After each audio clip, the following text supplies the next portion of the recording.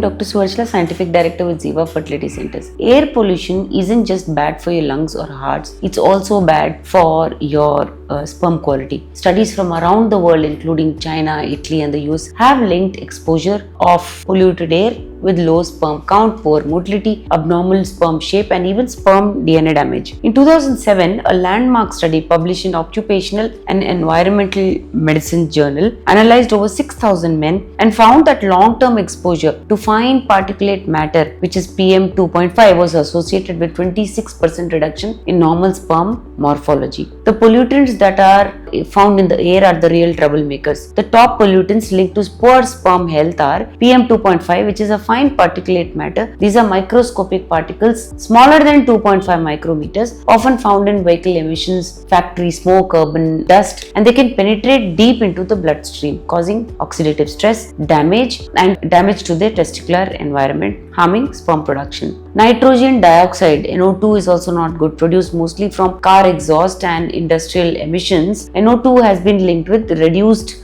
sperm concentration and motility. A 2020 study in environmental research found that men exposed to higher NO2 levels have significantly lower sperm counts than those in cleaner environments. Polycyclic aromatic hydrocarbons are also not good. PAH. These are toxic compounds from burning fossil fuels, tobacco smoke, and grilled meats also. PAHs bind to sperm DNA and can lead to fragmentation and mutations, reducing fertility and increasing miscarriage risk. Ozone, O3, and sulfur dioxide, SO2, is also not good. These reactive gases can cause inflammatory responses in the reproductive system and disrupt testicular function, reducing sperm quality. So how do these pollutants affect sperm quality? When these pollutants enter your body, they increase oxidative stress, which damages the sperm membrane and DNA. They disrupt hormonal balance, especially testosterone. They impair function of Sertoli cells and Leydig cells, which are present in testes, which are very critical for sperm production. In a nutshell, toxic cloud settles over your reproductive health, so it's not good. What can you do about it?